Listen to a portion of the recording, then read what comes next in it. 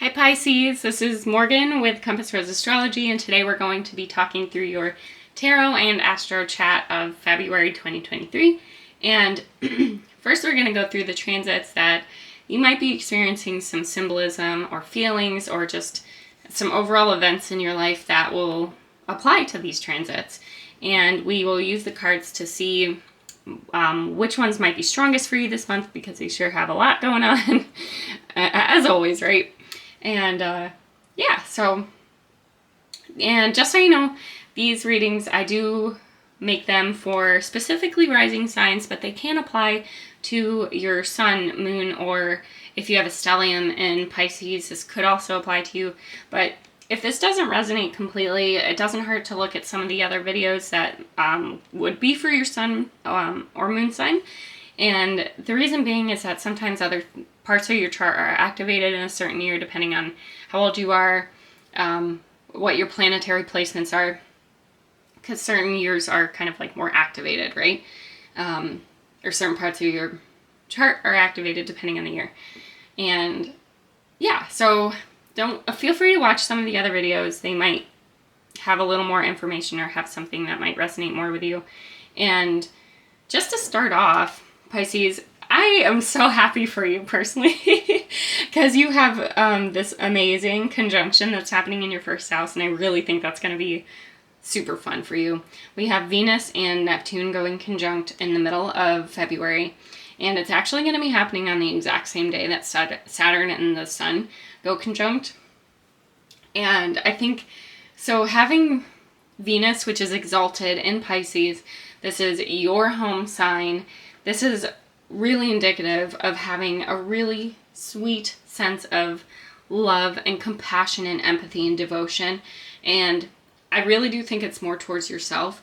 Like there's this feeling of having just compassion towards yourself and not being afraid to be who you are and to maybe be a little bit vulnerable. I think that's really, really strengthening you here.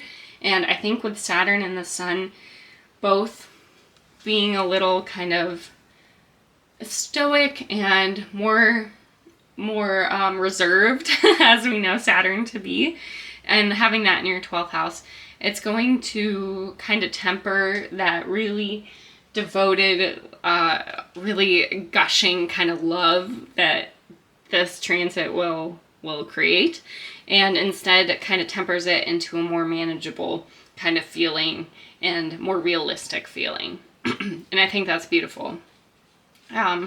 We also have Mercury going conjunct with Pluto in your 11th house, so there could be kind of an event regarding friends. If you're publishing books, it could be something along those lines. It could be about how you broadcast yourself if you are someone that is out and open, like on social media or at work if you're a very strong leader.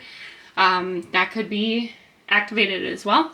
So we'll jump into that. We'll see which parts of your chart are more activated this month with the cards. And in the meantime, before we jump in, I will cleanse the energy. I have this cleansing candle I made with the intention to bring in the most clear messages for you from Spirit, to dispel any negative energy and make room for positive energy and compassion and support from Spirit. Thank you, Spirit, so much for all of your clear messages to help Pisces with their greater good and their highest purpose.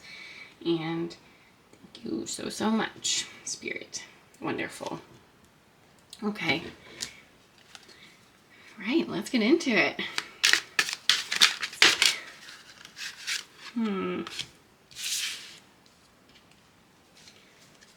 Awesome. Okay. Let's see. Do we have another card for Pisces?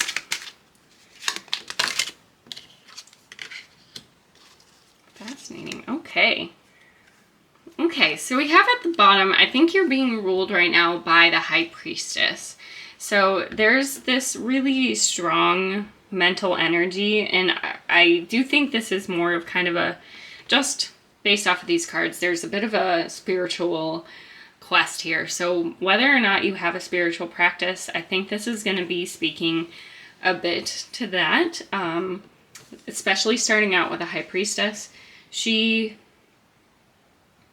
I wonder if there's this feeling of not knowing something in your life right now, Pisces, and it could be related to whatever sense of loss that you have, a sense of disconnect from a community or trying to find a community.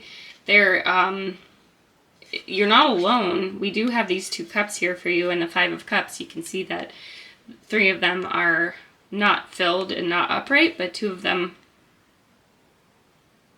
I think 4 of them are not upright, but 1 of them is. So there is this opportunity here, and I think between the 5 of Cups, 4 of Cups, and the High Priestess, there's definitely the sense of not seeing something.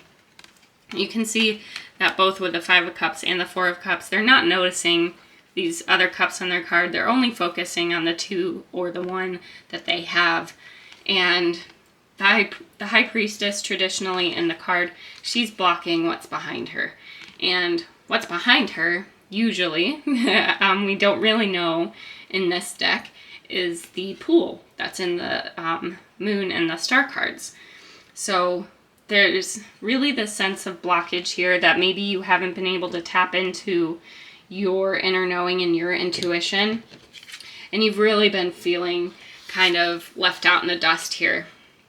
You're showing up as the Hanged Man here, and it's kind of holding you back a bit, and it's making you feel like you don't know where to go from here. And this is a bit of kind of I feel like you're in a bit of a crisis right now, or have been through a difficult situation that has left you to figure out if you have a spiritual path, basically. So you've been through something pretty major. This could be because of Pluto in your 11th house. I don't know if you can see that. And this could be because of the kind of mental slowdown that's happening in the 12th house, because Saturn really puts the brake on things. It also, I'll be 100% honest, it's the planet of melancholia. You know, it could be you could be going through some sort of depression. I really don't, like, it's really a planet about misery. So this could be something that you've been feeling mentally, and so you've instead turned towards trying to find a spiritual path, and perhaps you just don't know how. Wow, are you serious? That's incredible. Okay, well, the High Priestess, wow, Spirit's talking to you, Pisces. So you might not feel like you have much of a spiritual path, but you are being guided for sure. And I think that you know that your intuition is incredibly strong. I bet you have some gifts right now too that are, oh wow, I didn't even notice these flipped over. Okay, okay, so let me just think. I think this is so incredible. So we have the 3 of Pentacles here, and this is usually the card of bringing things together.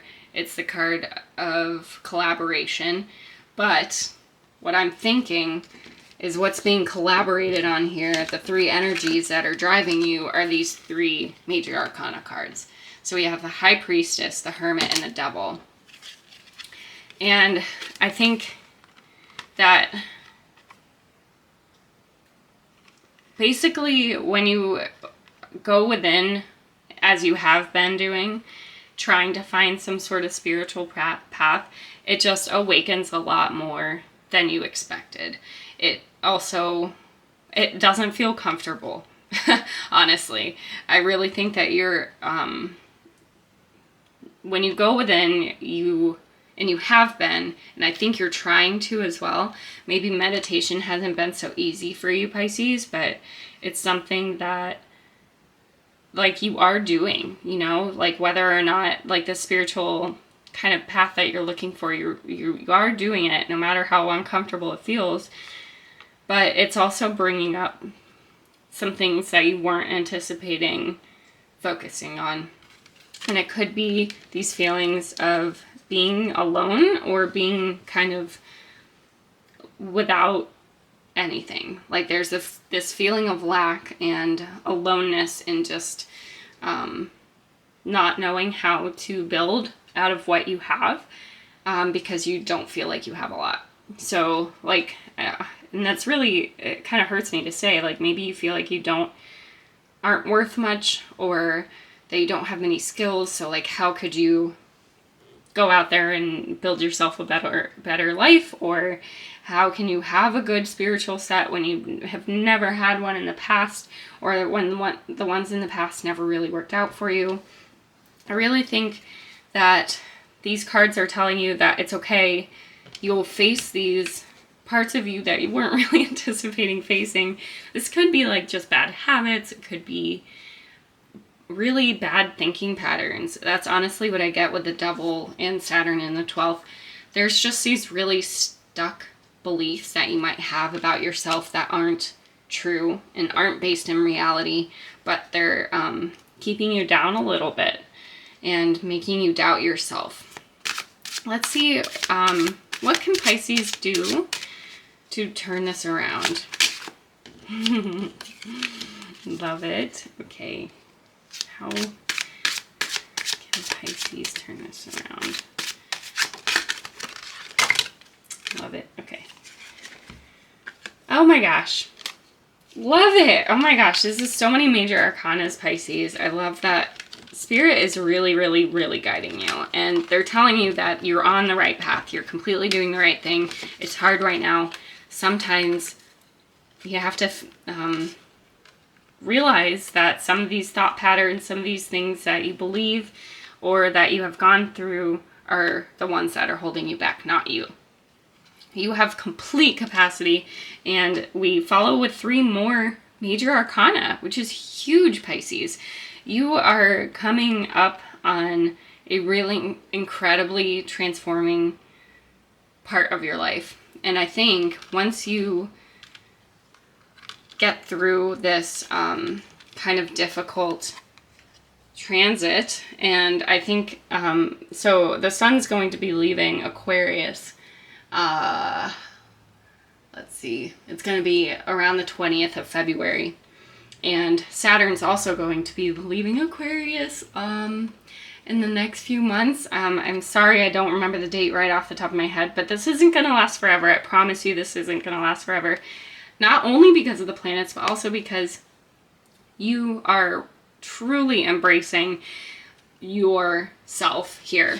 And the thing about the King of Cups, like it might be presenting as kind of a masculine looking figure, but it doesn't have to, you don't have to be a man, or you could be a man, woman, whatever you identify as, but just having sort of like masculine energy, which is very active. So there's this sense of really taking control over your emotions and your mind, because this signifies being confident and content and happy with who you are. This is the card about self-esteem.